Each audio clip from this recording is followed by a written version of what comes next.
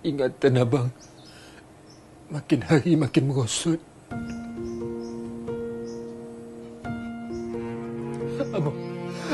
Abang rasa abang gagal tu.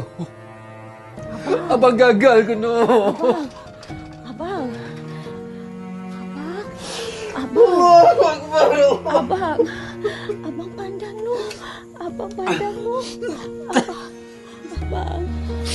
Abang tak gagal. Tak, abang tak gagal.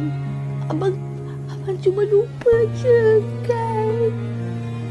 Abang, kalau abang lupa, Nur kan ada ingatkan abang kan. Abang jangan nangis. Kalau abang nangis, Nur nangis. Nur kencingin. No. Tak payah. Biar abang suruh nangis. No, tak payahlah nangis.